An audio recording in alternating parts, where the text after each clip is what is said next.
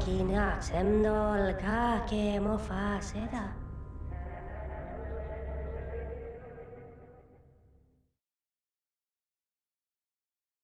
Welcome to Talking in Stations, a podcast about EVE Online. I am Matterall here with the Talking in Stations crew and talk about the monthly economic report for December, which came out recently.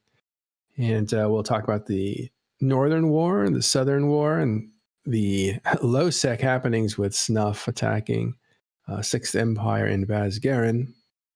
And we'll talk about some faction war as well. So it's war all day today. And let me start with our crew here.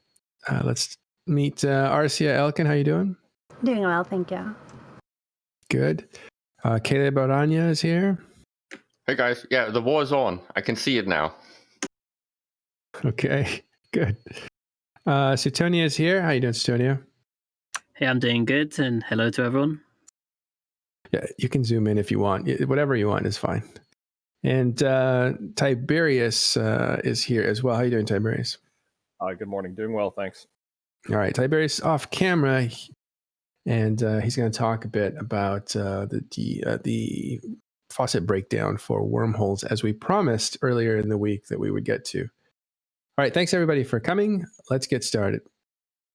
Monthly economic report for December. This is a monthly economic report that comes out every month and gives you information on all sorts of different things that's happening in EVE Online. And it's important to note that to really look at a monthly economic report, you need to see the trend lines and see how things have changed. It's usually non-eventful, but and know how to correct the numbers and know how to ignore the mistakes and the errors in there and all that shenanigans. But look at the first graph, Matterall. It's amazing. It's like a seismograph. The war is actually shown up. All right, let's actually take a closer look at the destruction numbers, because that, I assume, is what you're referring to. It looks like an actual earthquake spike on a seismograph. It's kind of funny. Yeah, it is. Earthquake is a good way to put it. Tell us what we're seeing, Caleb. Well, you're basically seeing the numbers from some of the really massive fights, right? All the Titan kills are basically showing up on that. So now we've finally got those numbers that I've been begging for a long time. Because if you go and look at the entire trend line, the thing you want to have a stable economy or ecosystem in EVE, and especially if you want war to have an impact, you need to have the destruction numbers above the production numbers, right? You basically need to be straining because you are draining and shooting out resources from the game. And usually that was very it was big numbers back in the day. I'm talking like 4-5 years or longer ago, right? Back then, when there was wars, you could really see them on the destruction numbers. It was felt in the entire ecosystem, and things got really scarce, and you had to resupply from stock that got more and more expensive. And this is basically what I've been asking for a while. And if you look at the graph, you can see that it has been above production in some periods, and there's a few ticks where you get some effect. But this is actually what I wanted, right? The really big spike where there is no way for production to keep up. You can't just start cooking another 5,000 battleships. Hint, hint, McLeod. And all it took was a Titan battle, 2 Titan battles that were colossal in scale. Well, we only had the one Titan battle that showed up on this MER. Well, it does show up on the destruction value on the early January. Looks like that they did log it in. So I might. They usually give us a little bit more data than just the month, right? Right. Well, that's a good point. I think Sutonia made the same point. What happened was it was a huge battle, as you know, M2. There was 2 timers for that. The armor timer, which was the first battle, actually happened on December 29th. So that registers here, and or officially registers here on these numbers, besides this line chart that we were seeing. But then the second follow-up battle, which was also a very big battle, although more one-sided, that one happened on January 2nd, I believe. So they straddle the turn not only of the month, but of the year, which is interesting.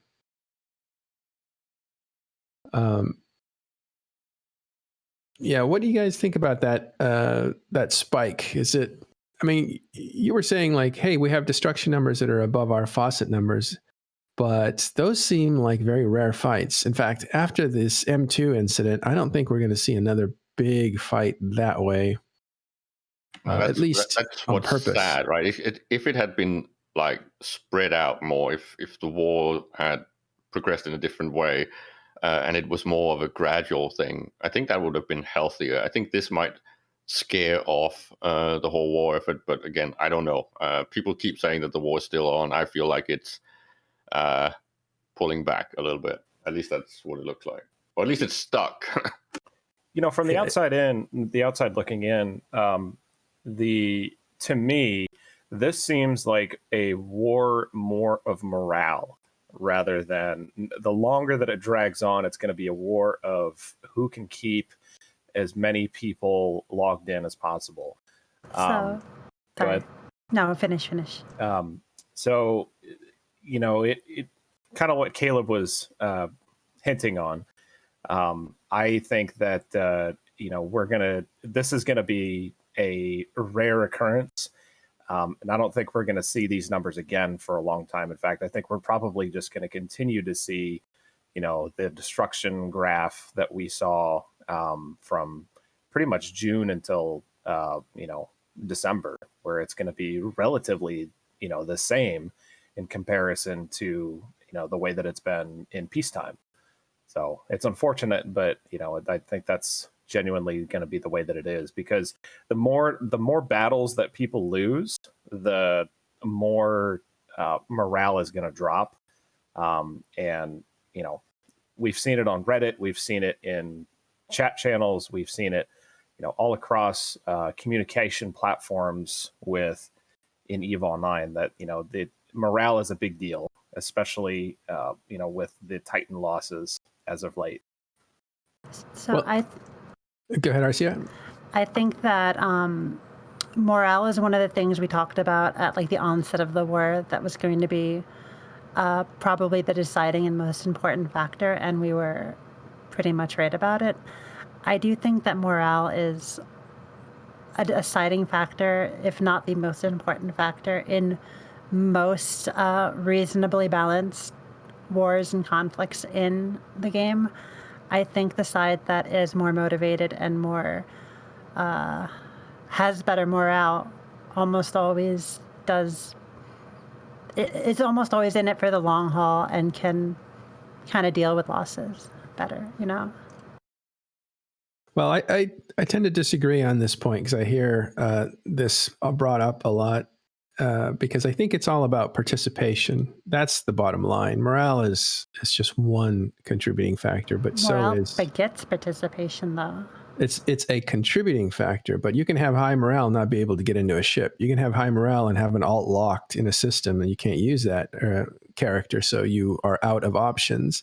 You still can participate, but in a different way, and that may not appeal to you. It could also be real life gets busy for you, and morale or no morale, you're not going to show up. So it's just one of multiple different things that affects how many people show up against you or for you.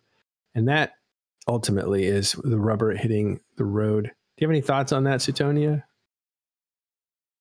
I think, morale is definitely a big contributing factor to participation, though, right? Especially with these kind of alliances. Like, I don't think, if Munin suddenly become way too expensive for these guys to use, they'll be in ruptures. They're not going to just not bring ships. I think it's kind of complicated, and it's been discussed many, many times. But I think someone needs to draw sort of a Venn diagram with the actual variables, right? So it's what I think Dunk calls fun per hour. It's the toys and the assets required to actually participate, and it's the actual time and the will to participate. So when these are joined together, you will see whether or not people participate, right? When you have... Oh, go ahead. So when you have groups that are as large as Pappy and Imperium, I think that the out-of-game factors kind of equalize each other on both sides. Like, there's going to be as many people in Imperium who have, like, real-life issues that stop them from participating as there are in Pappy who have real-life issues that stop them from participating on average.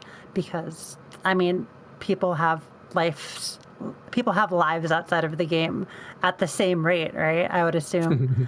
Yeah. So, like, the thing that is different between the two sides would be morale at any given moment. And I think somebody with a low morale is likely to lose a ship and say, fuck it, and log off. Whereas somebody with a high morale is likely to get into another ship and come back in a fight. I think the conditions are equal on both sides in theory, but I think we've seen it move. And I know that this is me shilling for the Imperium, but what I am seeing, even as a neutral bystander, I think it's been going up for the Imperium and down for the Pappy forces. It was the other way around a few months ago. Yeah, after M2, there was definitely a lot more Imperium logging in. So, yeah, and they were. Well, one more thing about morale. I don't know if it's fun per hour. For some reason, people think Eve's supposed to be fun, and I don't understand that. What is fun? Yeah, it's not fun. In a masochistic way, fun. Yeah. It is a monkey on your back, but Eve puts the FU in fun. Yeah. Wow. Okay, so but what did happen that we saw, and it's reflected here on the economic report, is a ton of stuff was lost, and that led to a bit of a turnaround in momentum. Clearly, the Pappy got stopped just cold, and needed some time to recuperate. I think that did take, and some guys are still missing, like Ron USMC is playing other games. I think that has to do with not the fact that the war took a stop or that they got defeated. It was more that he's probably upset that he lost a Titan, which is expensive in this game, and has nothing to show for it, and was never able to use it, to participate with it, because it was a server malfunction that took it away. And say what you want about that fair being fair, that's still a very bitter prospect for any player. And there's probably some guys missing from test thinking like, the game can't support this kind of fight. Why should we bother fighting it? That sort of thing. So I would just like to just slide a little bit into the topic that we have covered before, because I don't know if people read that take from, I think, was it Kotaku or was it IGN? One of the articles in the mainstream game media was basically saying that EVE Online and CCP is suffering from a luxury problem with the fact that they have more popularity and participation in their game than their servers, and their services can actually hold up to, right? And this is it's fundamentally true. And I would just like Suetonia to comment on, do you think there's a possibility of ever resolving this server crashing attitude and behavior of the player base? And do you think that it's something that can be done by design or nudging, or is there really no solution at all? I don't think CCP's ever going to get a situation where you can have 12,000 people fighting in the same system with there being no issues whatsoever. I don't think that CCP should design the game around jamming 1/3 of it into the same system, right? Like, that's not the normal that happens in the game. And that's probably something that's not even healthy for the game, honestly. But it is the normal when we have big wars. Then people just even in the big war, it happened once, right? Like, I've never seen it this bad, though. This is... Go ahead, Tony. Well, this was by far the biggest fight Eve has ever seen, right? Like, way more than 2 times bigger, like 12,000 people. Like, even Fury in FWST, which was the Guinness World Record fight, right, was half the size of M2. If all the people Pappy was trying to get in could get in there, right? If all the people wanting to get in could get in, yeah. It wasn't necessarily Pappy. I think there was all of them. But 12,000, there was, I mean, the 9GC, I think, was it the $1 million battle was, that never happened, was 10,000.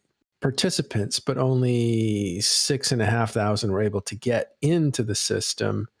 This one, there was 12,000 that wanted to get into the system that couldn't. So this is definitely one of the biggest fights ever. This is the biggest fight ever. But it didn't happen, so I don't know if like it's considered a fight. But go ahead. EVE Online is a game about whatever you want to make it about. For some people, the game is about gigantic space battles among like empire coalitions, whereas for other people, it's about smaller scale battles and RP. For other people, it's about building a gigantic sandcastle, gathering assets, exploration, and holding difficult to get to systems to solve logistical problems. But a lot of the articles about EVE that show off EVE to non-EVE players are like, Infinity Googleplex people just fought and it cost $11 trillion of real money. And then all these people will try to play EVE and they're in like the starter system mining in a Corvette and they're like, where's my 11 billion people with $1 trillion? And they don't know what's going on. And that's why we don't have enough people playing EVE. Well, the tragedy is that all those people could have been fighting if it wasn't because they tried to cram all of it into one server, right? There's plenty of hardware to support all these people. It's just not on one node. Yeah, exactly. Oh, and EVE is also the way it's written, right? It's like a single-threaded process, so like the more people you add, the exponential, like it gets worse exponentially, right? So even if you somehow like devoted you don't get more power in EVE by linking a bunch of servers together. You have to have like the biggest server possible. It's just that if this had happened on say 3 different locations or more, right? Then all these people could have been participating in the war effort. And I think it's a little bit sad that there's no design that incentivizes spreading out battles. Well, there is. Goals. There's the entosis, right? But like a lot of people hate the entosis mechanic because of that reason. Yeah. It's you could correct that statement by saying there's nothing in the game designed strong enough to really pull people apart, because their tendency to want to play like I call it children soccer players, and everybody rushes the ball and wants to be where the action is. There's nobody spreading out to take the pass. That tendency is strong in EVE players as well. They all want to be in on the action. And I think that's part of the tyranny of kill boards. It's also a strategy, right? Serious business. Everybody wants to register on those kills. I mean, we'll talk about this later, but even in the snuff battle, people are defending the Satio and then they turn around and shoot it because they want to show up on the kill board. That's just... me. Yeah, that's it's on my skill board. That's just a natural behavior that people do. No, but CCP hasn't designed around that, or hasn't designed that out of the system. And that's one of the reasons you see N+1 everywhere. But it's kind of funny how people are like, oh, I killed 17 trillion ISK of stuff. And it's like, you took one shot at 17 trillion ISK of stuff. I don't think it was just you, right? That reminds me of Dawn from INN, that just... every single big fight, she just slaps and runs, slaps on everything just to pad her kill board. Like the burst jamming interceptors that were flying around her.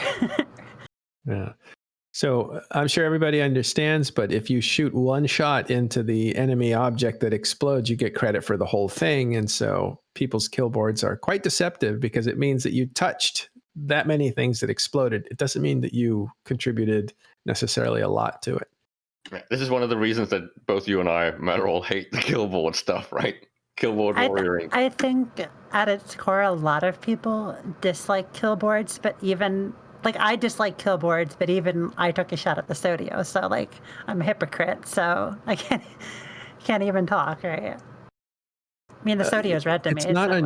It's not unusual. It's clearly a majority of people. I reject that. I never used to shoot things that I didn't mean to, kind of thing. Well, maybe that's not true. In a fleet fight, you're trying to stay with the cadence of the fight so you don't miss one.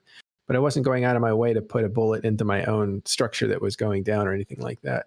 To be fair, I wouldn't have shot it if it wasn't red. That's true. So Tonia, you're somebody who participates in solo stuff and small gang stuff where Killboard may reflect your actual skills. You have any thoughts on this? I don't really mind killboards one way or the other. I think there are a lot of good arguments for them, and I think there's a lot of good arguments against them.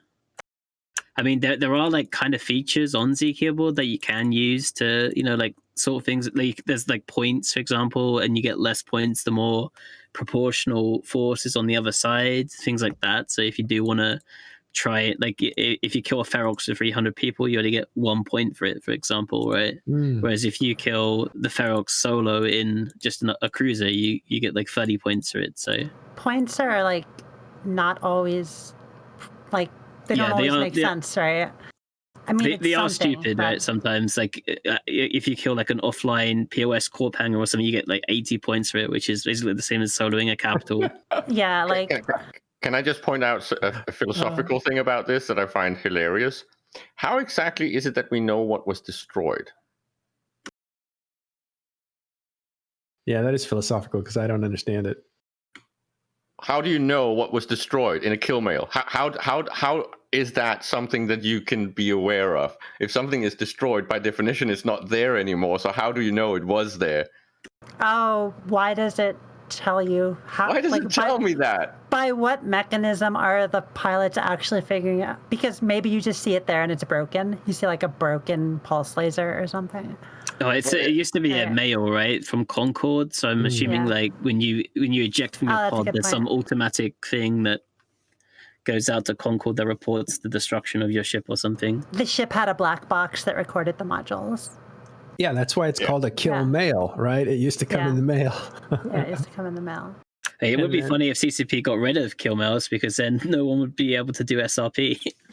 Well, let's just start with why does it give us information that it shouldn't, right? Just remove that. Remove the destroyed information. That would be a step forward. That means that you can't have perfect intel, right? It would be bad. Well, that's the way it used to be, right? Prior to 2009, it used to only show you what dropped. It didn't show you what was destroyed. Well, I think actually it only showed you what was destroyed on the kill. I didn't say what dropped, so you used to be able to like ninja loot away stuff, and people wouldn't realize what dropped. And you had to give the kill mail to the kill board, right, to actually get the information there. So you might have the information, but the person that killed you doesn't necessarily have that. But yeah, the thing with kill mails is like everybody uses them to get like really good intel on like, oh, this person's flying this ship. Do they have any losses of that ship? Like, like everybody checks that kind of stuff. But it's kind of interesting to see how the game might be if it wasn't a thing. If a lot of people are averse to doing things that might be stupid just because there'll be a record of them doing something stupid, I say be stupid, right? I love being stupid. It's my favorite pastime. But like some people like, oh no, if I lose a ship, I'm gonna cry or something, and they don't want that record of them doing something incredibly stupid. Well, we know CCP has new capabilities, vastly new capabilities, so I assume that kill mails will have some kind of tinkering with at some point in the future here. That we know that we want logies on them so that more participation can register as and logies right now are kind of suffering under that. I just think it's interesting that like I feel like the record of doing something stupid is worse than the actual loss for most people. Yes. You know what's interesting, and then we'll move on to wormholes in just a second, but I don't know, Caleb, if you ever saw the statistics on, and I've seen this from EU News 24, I've seen this from INN, I've seen it in other shows as well. Very, very popular are a loss of the day, as we call it, LODs, where people, where people post like an absurd fit that was destroyed, and for some reason, those kinds of articles always got way more than they should have as far as views and eyeballs reading them. I think it's an important thing because with the perfect information and people basically speculating in how their kill boards look, and then of course the abundance thing, this just killed the value of allods. They just got less and less interesting. Yeah. Well, I don't know I never figured out what the behavior was of that. I think it's maybe a little bit of learning, a little bit of memeing on the pilot, but there's definitely something going on there. Seeing somebody else's miserable loss put out there was just so popular. You want to make an instant popular streamcast? Just go through the kill boards, and seriously, people love that stuff. Okay. Tiberius, take us to the next part of this: wormholes and faucets. How they make money. So, one of the important things to understand about this graph, because if you were to look at the faucet breakdown for this month and pretty much every month since the ESS came out, is you're going to look at this and be like, wow, wormholes are making 40 trillion ISK this month, and that's just not the case.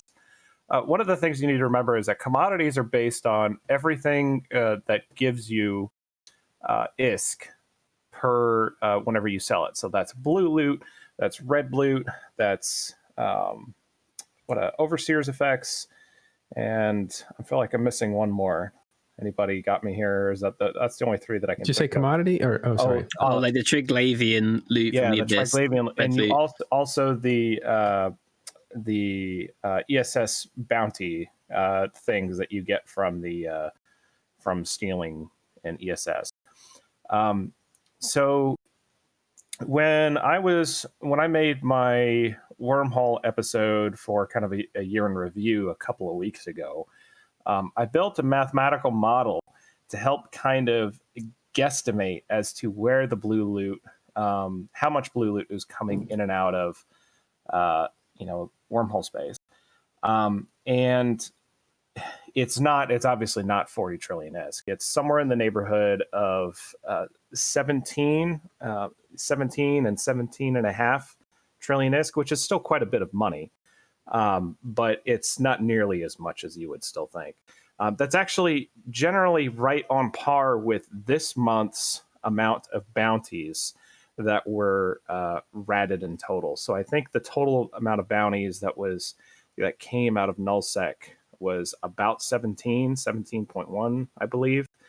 And a vast majority of that was actually stolen. But yeah, it's important to know that wormhole spaces, while it is still a large faucet, it is not, outpacing nullsec by, a tremendous margin. So this graph, go ahead. I just think that it's important to re-emphasize what the problem is. The problem is that you have these different sources of this token-based loot, the faucet where you basically hand in something and you get ISK, right? But the different types are not specified in the MER, which basically makes the information almost useless. And this is back to something that I covered yesterday on Push to Talk. The MER needs a big overhaul. Otherwise, it's kind of it's this mystical and stupid, useless piece of information, because this is where we actually need to know, okay, is it red loot, blue loot, is it tokens, is it the RSS? Why do we need to know that? Because I heard that, Joe. Because that will tell us what is actually potentially broken. Right now, we are no longer privy to it. And don't get me wrong, I love fog of war, I love imperfect information, but this basically makes it useless. If you're not going to give us something that we can actually analyze and comment on, just don't give it to us. Just remove the MER completely. And I would actually be okay with that. Kind of a opinion piece here, but I also believe that it helps the community understand what may or may not need balance, and to be able to voice that to the CSM representatives. In my opinion, the way that a CSM is supposed to work is that the CSM is elected, the players are their constituents, and the constituents go to the CSM, who then go to CCP and explain to them thought processes and trying to figure out how they can maybe solve a problem. So yes, what's interesting is that it's something that is easily fixed too. When I talked to Izuki about the wormhole stuff, and he talked to to the wormhole community about it. It's something actually very easy for them to fix. They just haven't gone in and fixed it yet. They just automatically put it in, and then that's it. So they have to rewrite the script, the R script, right? Then the point is that I would rather have quarterly, so 3 months old, good data than monthly bad data. And we talked about this. I'm pretty sure Matt all must remember this. I think we talked about this way back when we had Aerith on the show, and we discussed the MER, and we all concluded that quarterly information is better, because the MER is also abused for military strategical purposes, and that's not its function. That's not what it's supposed to do. Right. It's like if you're streaming and you have no delay, people can act on the information they see right away. But if you're streaming with a 30-minute delay, let's say, a crazy long delay, it gives you a lot less tactical options. But you still get the economic news to see trend lines. So you can see that the game is alive and moving and interesting, but without the advantage of being able to act on the information.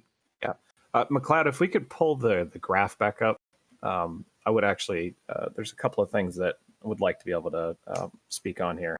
So one of the things about this, if you notice, I've actually knocked out where World War B actually starts. And if you notice, you can see that the trend line kind of gradually goes up, while kill mail values based upon evictions or normalized for evictions go down. Normalized for evictions basically means that I have gone in and manually removed all of the eviction kill mails, and those are ships that drop out of structures whenever they pop, because if you remember, wormholes don't have asset safety. So whenever a structure dies, all of the containers pop out into space, and it ends up going down. But if you look at the blue graph above, it's gradually going up, which is an indicator to me that wormhole activity is actually going down, but ratting activity is going up. So my thought process is that with World War B, and then especially with the ESS changes, I believe that nullsec people are starting to try to find alternative forms of income, because the ESS is just putting too much pressure on them to be able to respond to it.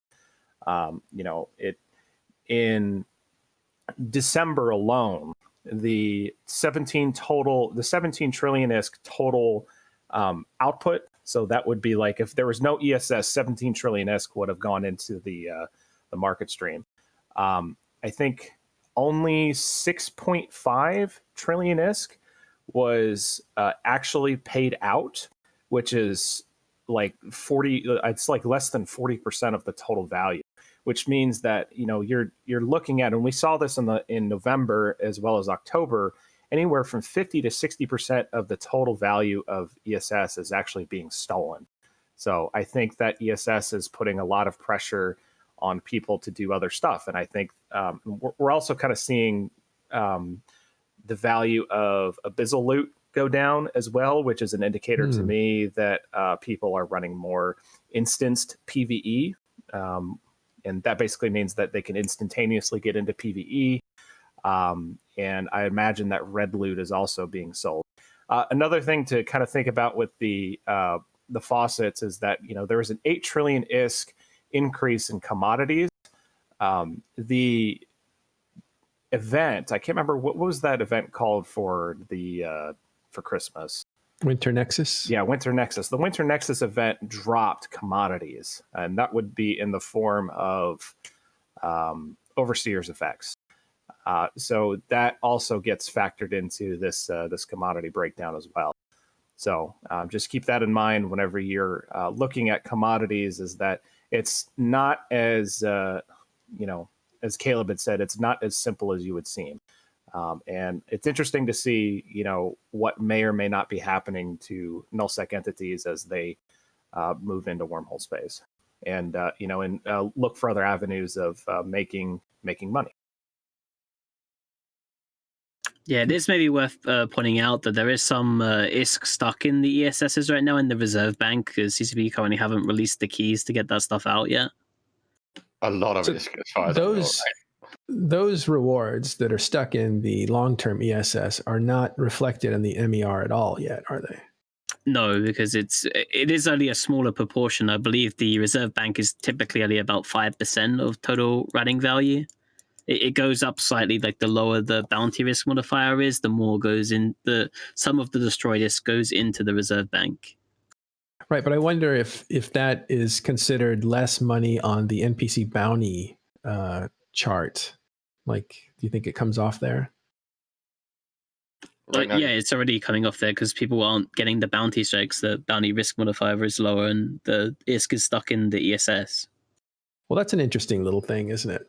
well, it's between 5 and 15%, I think, potentially, is what is stuck. And then, of course, a massive amount of it has been converted into quote unquote commodities faucet, right? I think this is maybe the most interesting feature that we've seen for many years. It seems to be doing what it's supposed to. The ESS, right? Yeah, I really think it's doing its job. It's got the dynamic stuff. It's got the lock-in incentivizing morsel that people can actually go and chase and fight over. It really looks like exactly what we needed when it comes to bounties. You know what?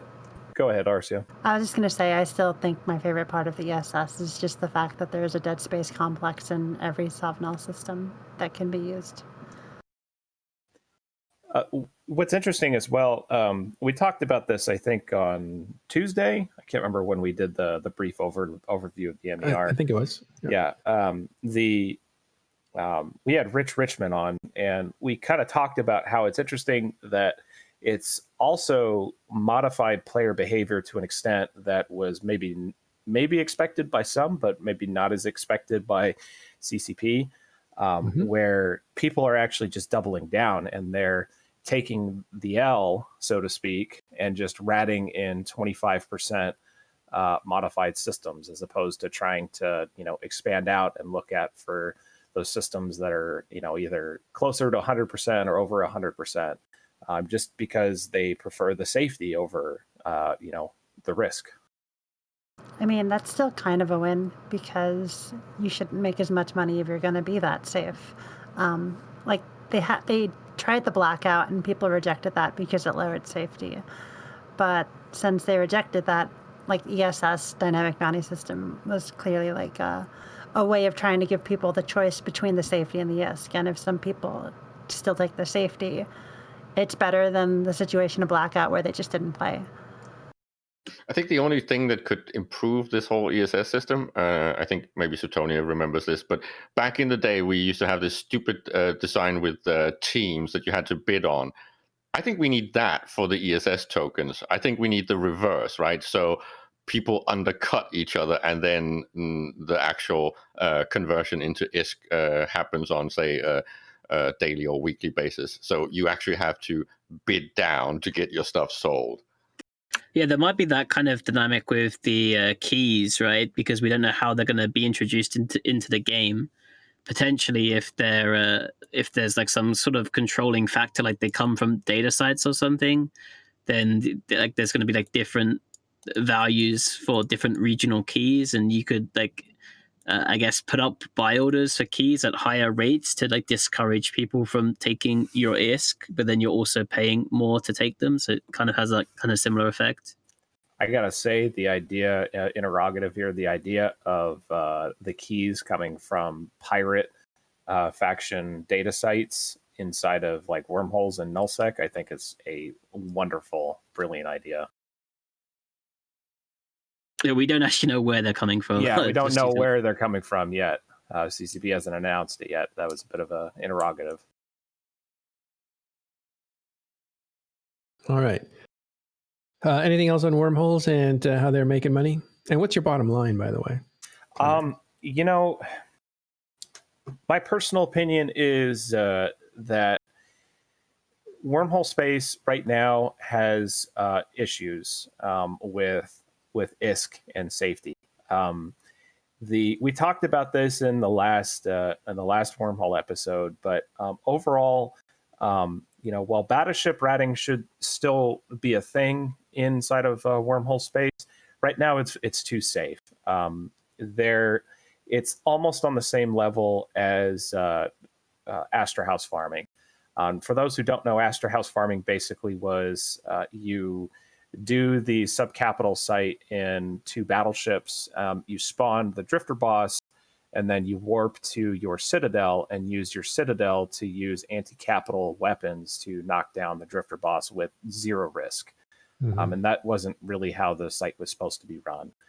Now, what you see is, you'll see ratting fleets that have, 15 or 20 battleships in order to clear the site efficiently.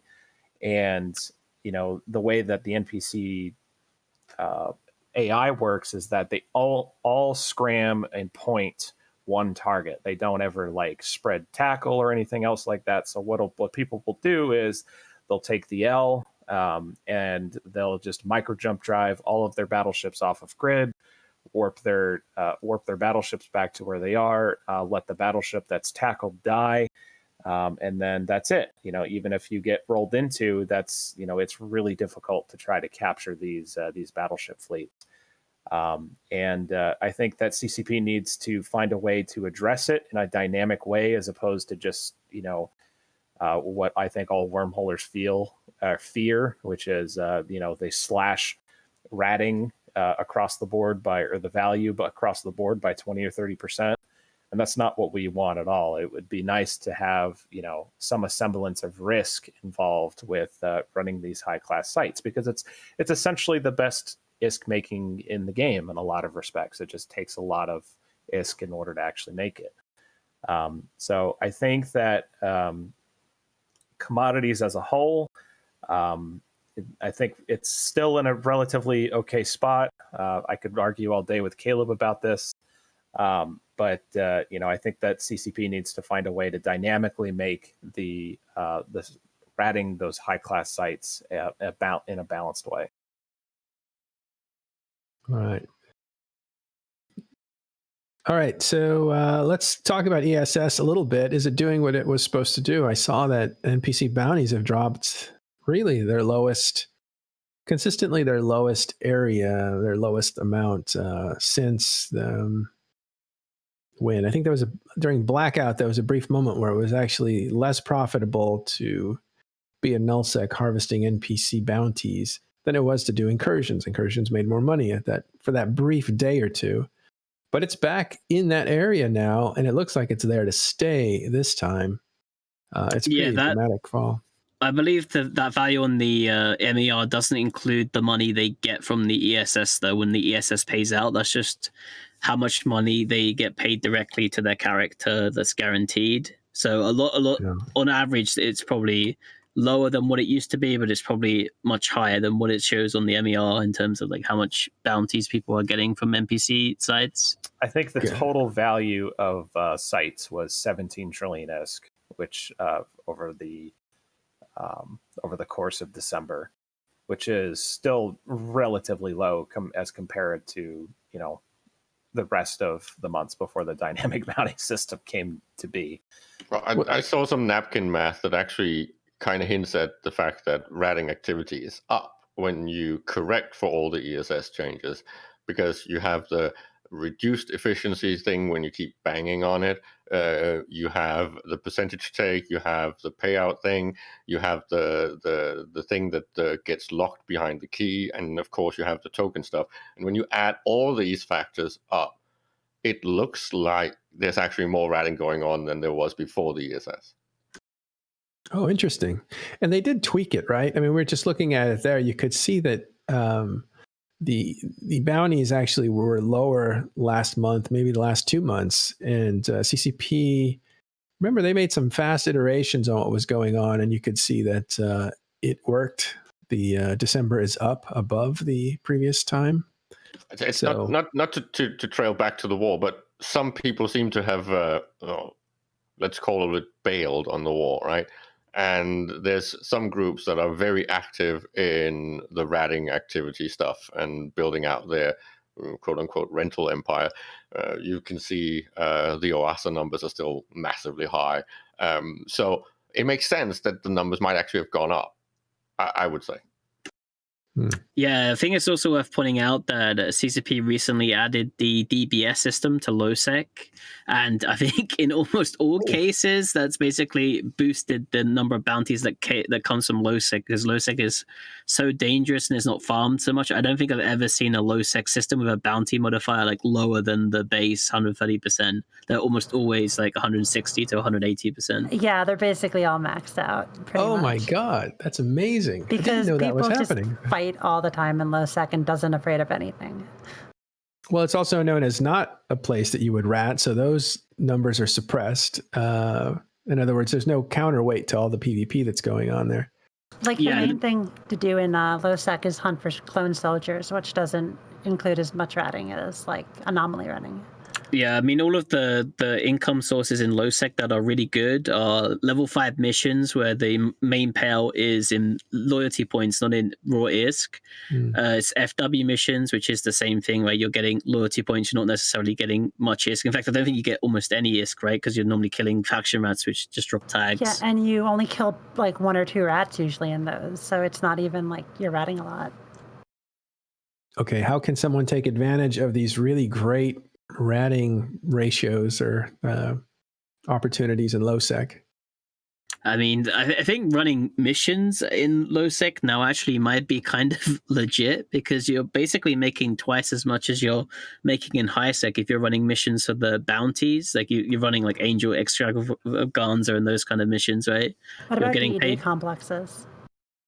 I'm not sure how valuable DD complexes are in LowSec, right? Because the like 6 out of 10s generally don't have that many high bounty rats in them. But it still probably is quite nice to get like an extra 10 mil in bounties or something though from it. This is basically back to what I think I said when the ESS was introduced. I think they need to raise the top cap. I think incentivizing even more. Let it go to 300%. Put this big prize on it, so things like these low-sec locations actually become something that people want to go and farm. Take it to 11. Pretty much, but seriously, if it's this nice nudge factor where sure you can keep doing things the way you always do, but if you can save and cut your invested time down to half the necessary time to get the same output, then people might actually consider moving for it or roaming around for it. That's the magic potion, isn't it? That I remember as a high sec miner looking at low sec and seeing the rocks that were twice as big as the ones I was mining, thinking, could I get away with it? Like that, like you need to incentivize people to want to take the risk. And if they can get that right in a place like low sec, I think that's a whole new ballgame for activity in space. Yeah, and it just has to be volatile and reactive enough so it reacts so fast that you can't necessarily benefit from botting it. Yeah, or farming it, right? So I think that it would be hard to make low sec ratting that's like good, because most low sec regions are incredibly dangerous to the point where even if you made it as valuable as null sec, it wouldn't be worth it. All right, so we talked about destruction numbers being up. We talked about the faucet breakdown for wormholers and what that's looking like, and ESS and how that's incentivizing low sec, but also suppressing NPC bounties, a dynamic bounty system in null sec. This is a question Tiberius brought up. Where are we economically overall? Well, I think didn't CCP say they did their economic update just at the end of the year, and I think they said that before we went into the scarcity phase, it was in the unhealthy stage, and now we've kind of gone past the medium, and they now think we're in this stage where they need to start adding in more carrots. Yeah, because we're in this, like, if you look at the indices, with the mineral price index and consumer price index stuff, you see the mineral price index is just sky high. And then the consumer price index is, it's very low in comparison to, where it should be. And it just doesn't make any sense to me how we could be in what is essentially an inflationary period where the value of materials and minerals is exceptionally high, but the value of your ISK, continues to drop while there's a decrease in the total value of ISK faucets that are coming into the game. It just doesn't make very much sense to me at all.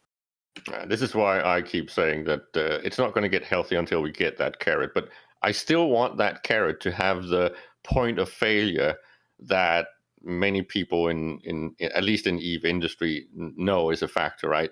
If there is agency to choose to say boost a specific mineral production or any resource production really, then if everyone and their mother does that, right, that will mean that sure you will get a lot of what is currently the flavor of the month or blinging and will make you profit, but before it actually hits your hangar floor, everyone and their mother will be doing the same, and that means that you're basically going to crash that market and then boost the other ones because humans are dumb, right? It's similar to, some people might remember back in the day when CCP doubled the production cost required for battleships, and everyone and their mother started producing battleships at the old production cost.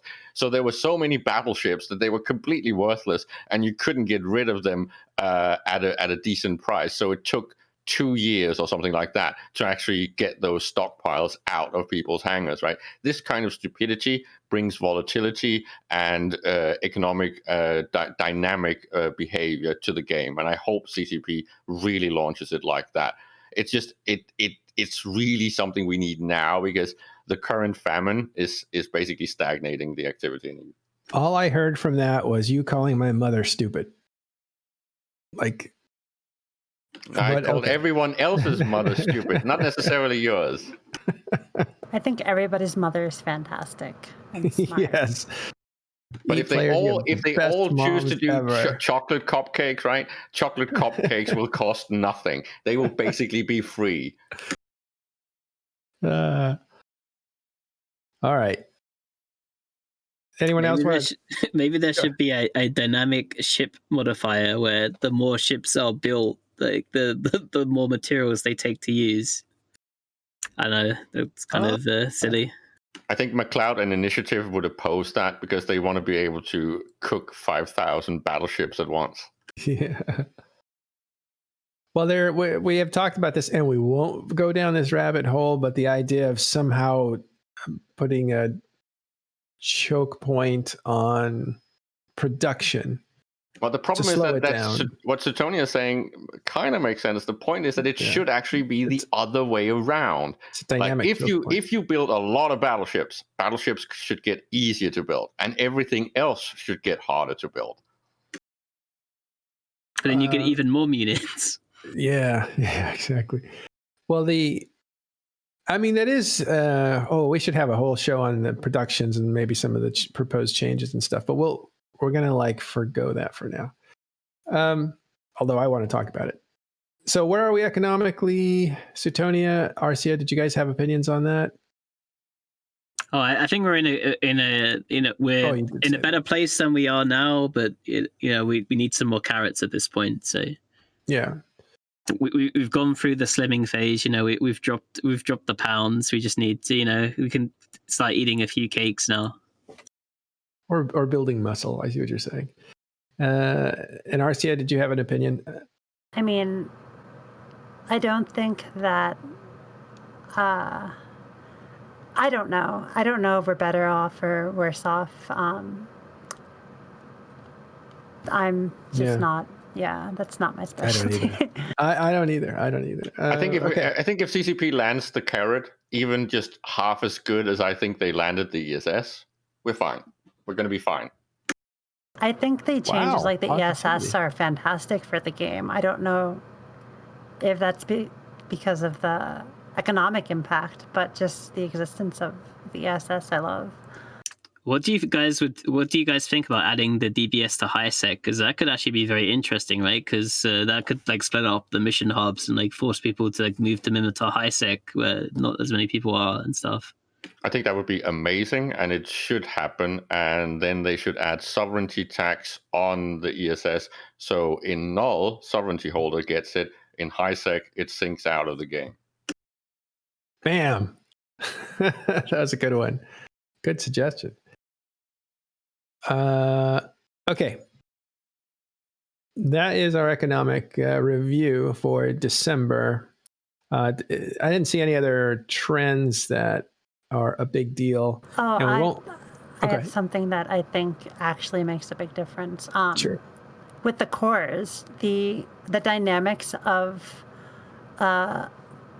needing to put in a core to finish the anchoring timer on an Aster house or any structure, I think completely changes the kind of incentives that like third parties have during a anchoring fight. Whereas like before the cores, there might not have been a reason for like third parties who were coming to an anchor timer to really care about the structure because they wanted more timers. Now they could walk away with free money if they also shoot the structure. And we did see a rise in the cores being bought towards the end of December as that deadline creeped up. I believe it was December 8th or 9th. I can't remember exactly what date it was. I could be completely off base. Or not December, January, I'm sorry. But yeah, there was a pretty large increase in purchases of those cores in order to get their structures up. Can I just mention one thing about the cores that still scares me? I get this strong feeling that CCP might be laughing because they have a very evil plan that they're actually going to remove supply and just make it a limited factor that exists in game and then slowly gets destroyed out of the game from loot fairies. If they do that, I'm just going to lean back and applaud so hard because that would be the funniest thing ever to happen. Well, that was an idea. The core always drops though, right? The core always drops. It it still doesn't drops. tie to the loot fairy. But the idea was floated. To chase them, right? Yeah, so the you idea have was to kill someone else to for- get yours. The idea was floated to control the Titan proliferation, was to make Titan have a heart that you needed to capture by destroying a Titan.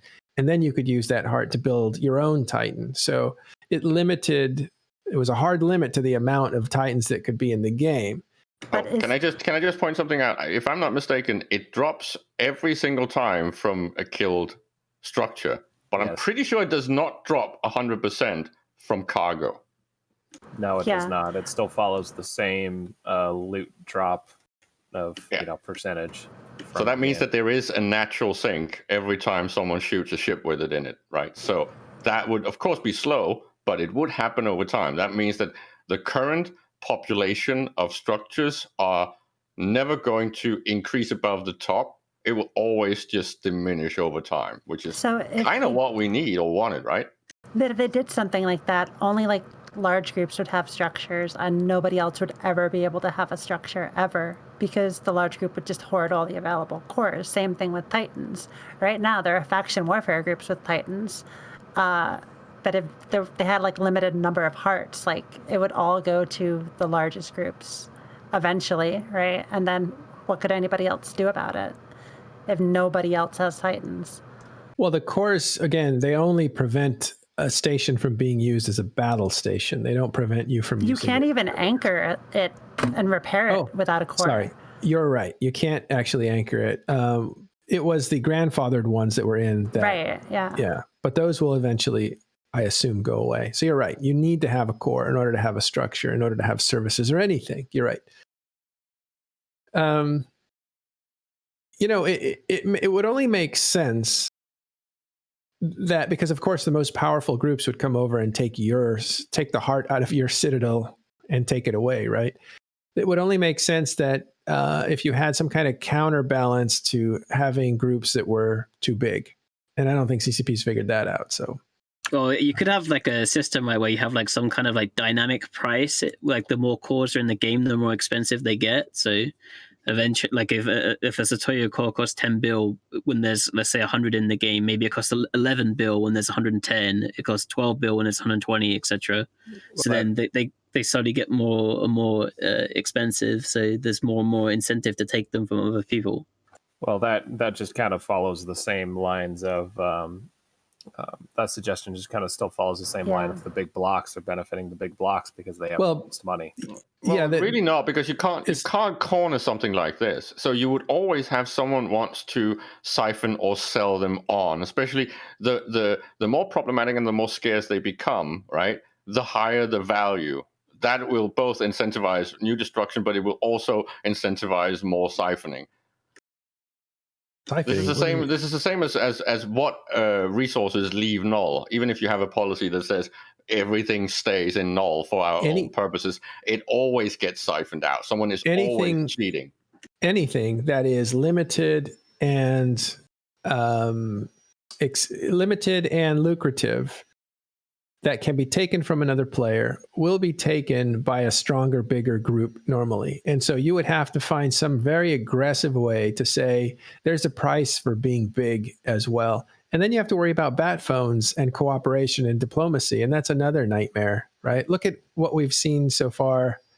Well, in the entire history of EVE Online, you can't eliminate the bat phones or the N+1. So you can't really have a cap on things. I think that's a really big can of worms. Anyway, we'll talk about snuff in just a second too, because there's just a huge potential that CCP could do something like this. I'm not saying that they're going to completely cap it. I'm just saying that if they wanted to make it more difficult to actually destroy structures in HiSec, and then have this limitation on how to get the cores, these two things would be mutually beneficial. It would basically become a new sort of export item for nullsec, because sure, they can kill other nullsec entities and steal the cores, and then they can sell them at a massive markup to people that want to drop structures in HiSec for quote unquote EVE Online housing, right? But the percentage of the value would end up being that a core would end up being more valuable than the actual build cost of the structure, which I think is exactly where we want that value of the cores, because then they become an incentive. All right. Let's move on to the wars now, as we're talking about economics and mostly pointing at what war is doing. Let's actually talk about those wars. What's going on in... I'm going to switch these around. The Southern War is the one that's been talked about over the last 6-7 months.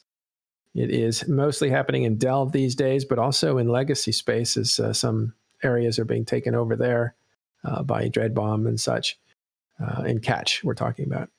But what happened in the Southern War this last week that was important and notable, if anything? I think NC put down some, actually Test as well, put down some Fortizars in... I think one went down in 1DQ, but that is, it got anchored, but that's going to take about 3 more days. It's a total of 6 days since those ADMs are so high in 1DQ. So we'll look to see what happens with that, if anything. Anchoring a Fortizar inside a 1DQ, if you're Pappy, it looks like a hard thing to do. But also they put in a couple or 3 Fortizars in M2, where things are stuck for Pappy. And I think 1 or 2 are off grid, but 1 is actually on grid now. So we'll see what's going on. And it seems like the Fortizar is being put down from the perspective of Imperium, if I understand this correctly, is that those are kind of like distractions to see, like, if the Imperium will move to try to get those, then maybe at that time, Pappy can actually try to extract some ships that are trapped in M2. I'm not sure. But what does happen is there are breakout attempts for the fleet that's stuck in M2, buried there, basically. And I think they got out, like, I want to say 5 to 10 Titans and a few Supers. Out of 200 or something? Yeah, and I think it's worth putting out. I think Asher posted this, but the ones that got out were the ones that were in the like safer spots anyway. Like the ones that are like trapped below the Keepstar. I think only 1 or 2 of those ones have actually gotten out.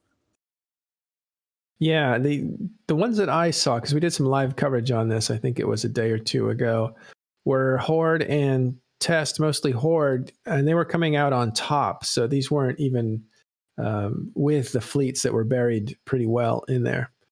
There were probably Titans that survived the second M2 timer.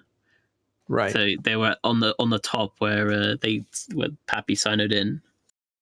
Yeah. It was interesting to watch. A little exciting, actually. A couple of Nixes did die there at the end, and then they stopped moving them in. And so I don't know what's going on in the war that is strategically important, but there definitely is still a lot of fighting. And actually, some people prefer this fighting because not only do you have a portion of the Pappy fleet stuck in M2, but you also have the prison guard stuck as well. It's kind of like the prison guard is in prison as well, isn't he? Because he has to be there. So he can't go and guard the bank or something else. So it's more like two pawns that are stuck in the middle of they the can't chessboard, right? They can't move because they're just in front of each other. And this is what I am puzzled about. Why are we focusing so much on this stupid stalemate? Why are they not doing something else? It's not like it's their entire fleet, or I hope not, because there were allegedly a lot more. This should only comprise what? 20%, 25% maybe? How about using some of the other pieces and not keep trying to escape this gridlock? It's just continue the war. Otherwise, you're going to sit there staring at each other, and the war is going to teeter out, and people are going to get bored. Well, they have, and that's what's interesting. The super cap fleets are basically sidelined. At least that big cataclysmic escalation has sidelined, while subcaps are out and capitals too, fighting it out for different things. You're seeing iHubs go up and down on both sides. You saw a Keepstar in one SMED, I think, get shield timered. That's not a big deal. That can happen at any time. We'll look for the armor timer tomorrow, see if it's a serious attempt. But there's things going on. And again, some people prefer this kind of combat where you don't have that. I think the escalation options are different now that some things are trapped on both sides.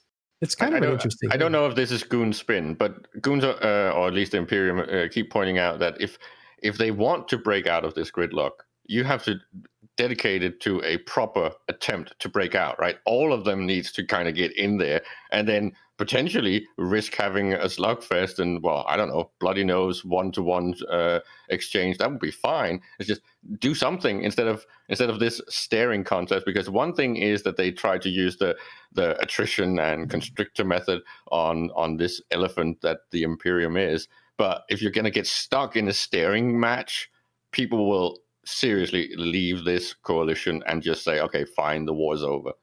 Yeah.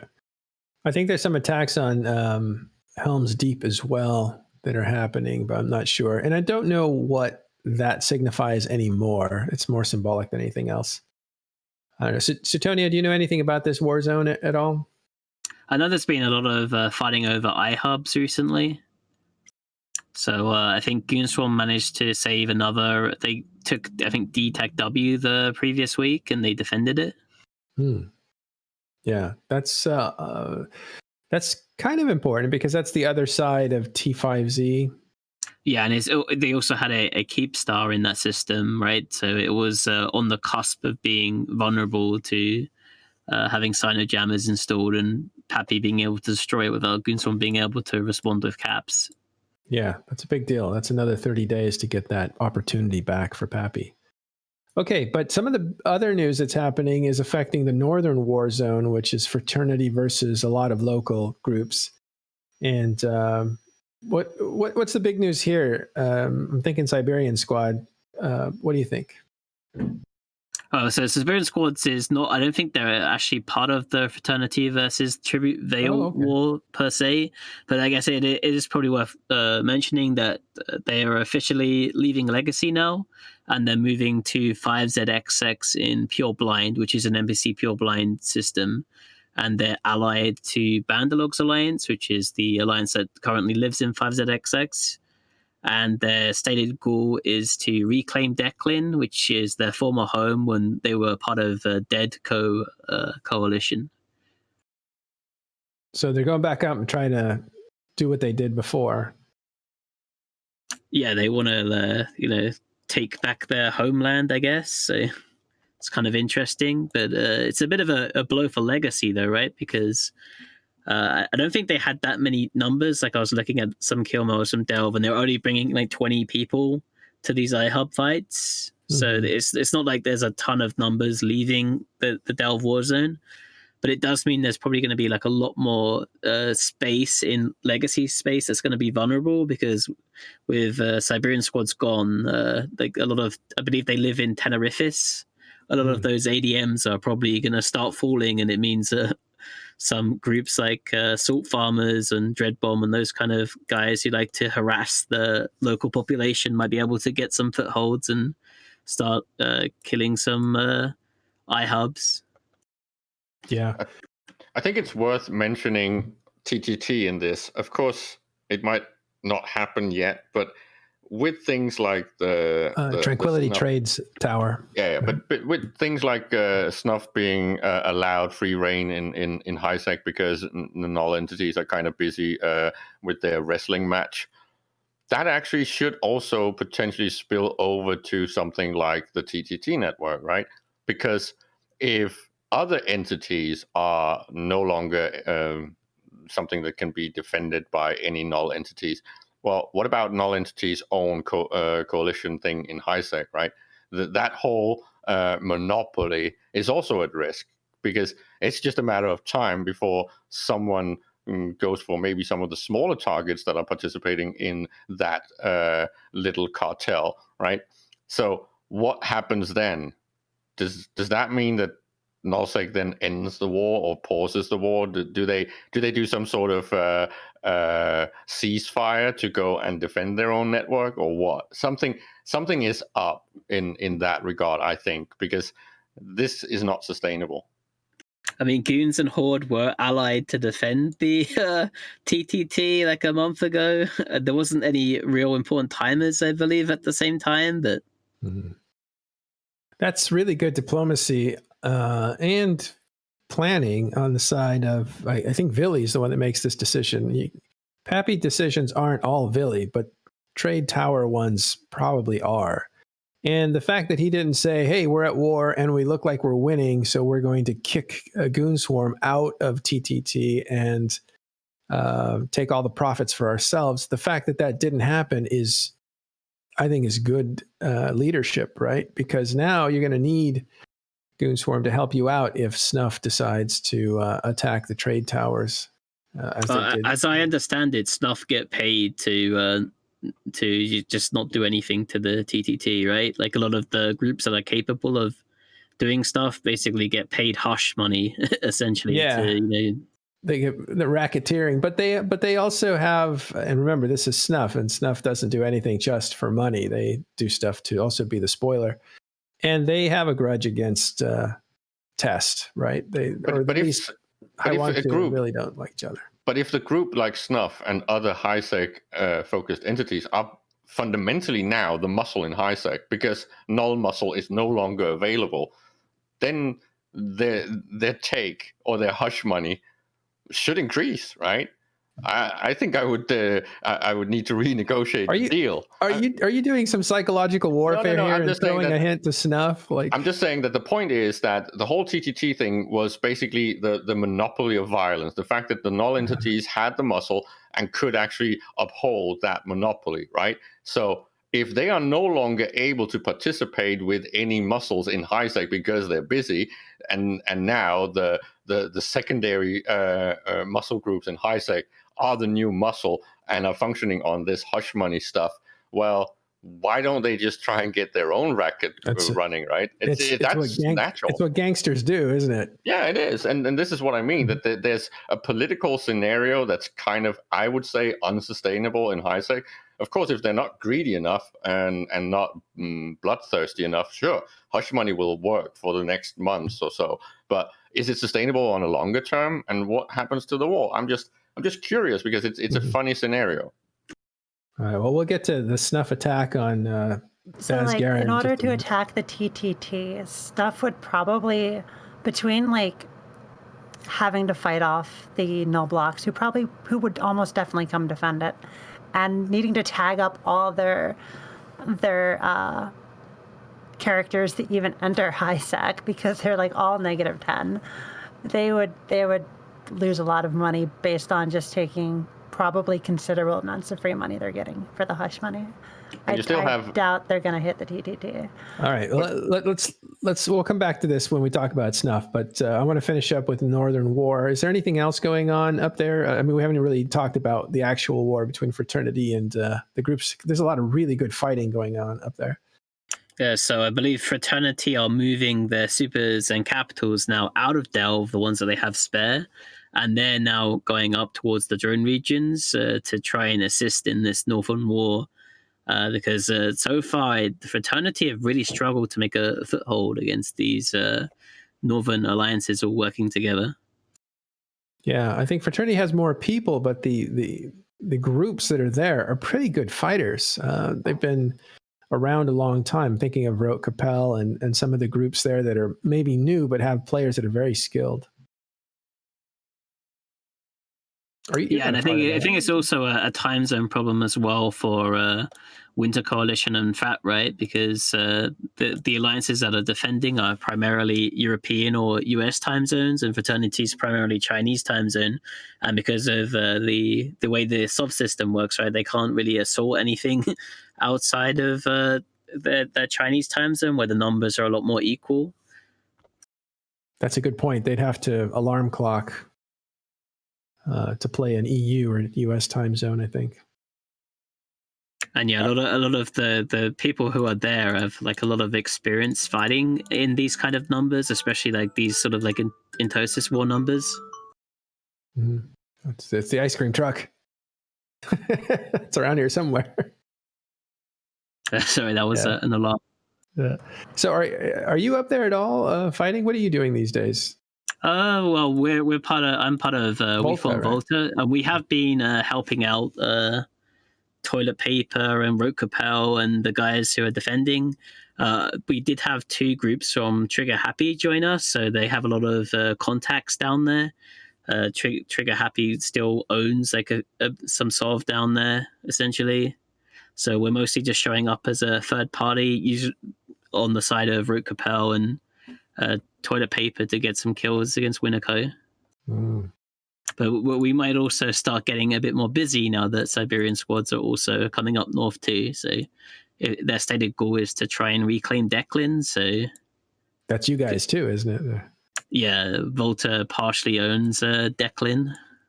Or Decline, whatever you want to call it. Yeah. I call it Declan, but people like to call it Decline. I don't know why.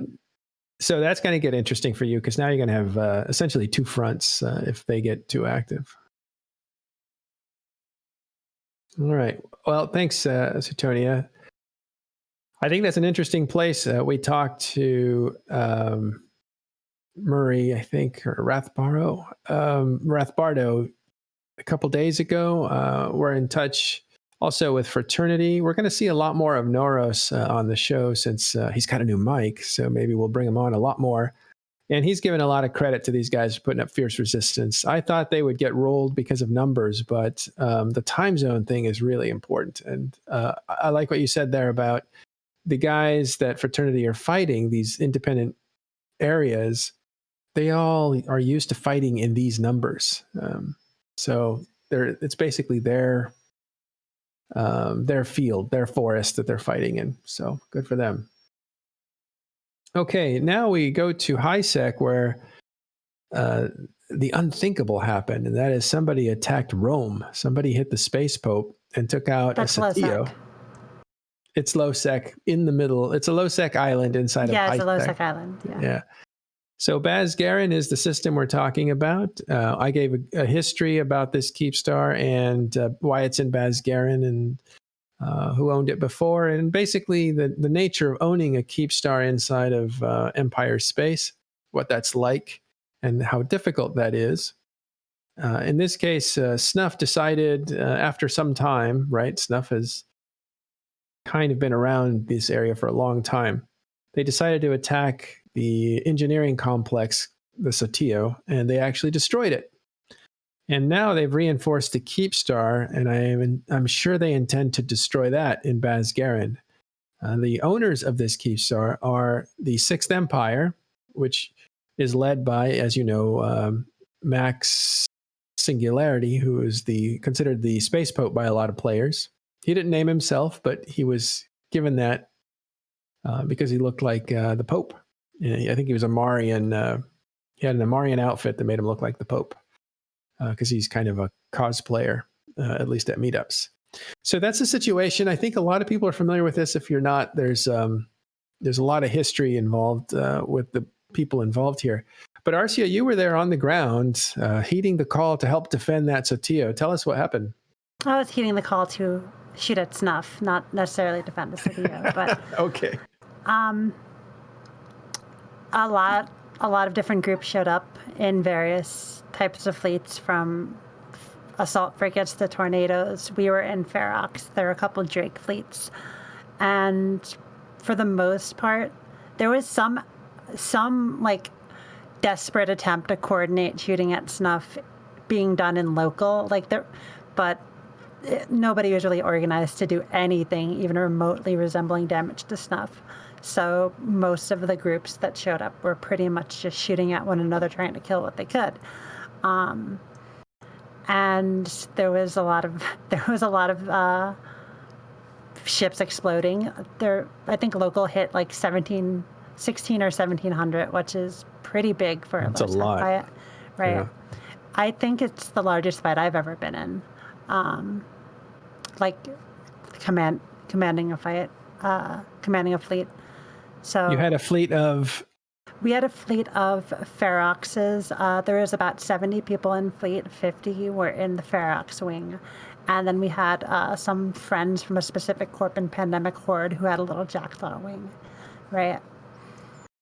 So, and we started shooting at snuff. We couldn't obviously break the carriers, so we shot at fighters. And then immediately Silent Company came over and started shooting at us. So I tried to headshot Casper, and he caught reps. We pinged. Snuff killed him, and we basically pinged around looking for people to shoot and trying to shoot at Snuff's fighters when we could, using the on-grid ride-to to tether and pick out targets calmly, right? But it was just really chaotic, a true low-sec fight with 1,000 different sides. And we're going to see it again for the Keepstar timer on, I think, Tuesday, 1700. I think, don't quote me, but I think that's accurate. It's really early. It's a really early timer. This is the final timer because the armor timer was just yesterday, I think. Yeah. For people arguing about, my fleet was Minmatar Militia, Electus Matari, Usher Khan, and various other groups that came. The Pandemic Horde people were just a specific corp from Pandemic Horde who wanted to be in fleet so we didn't shoot each other.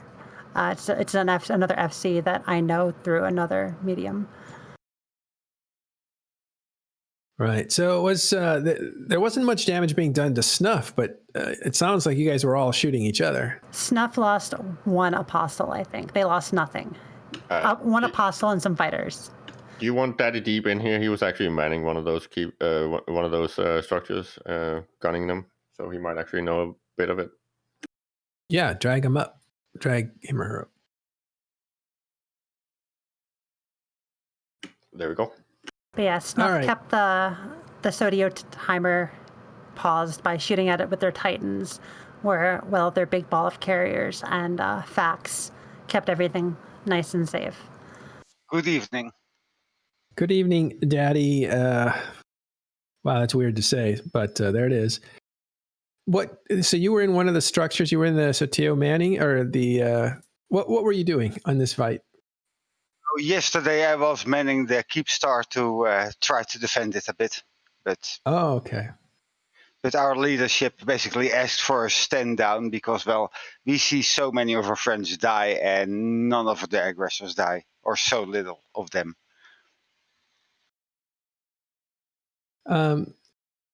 Okay, so what was it? First of all, I've been in your position. I've actually used a Keepstar to doomsday Titans, actually, with not much success, because if they stay out of a certain range, the Keepstar can't really hurt them.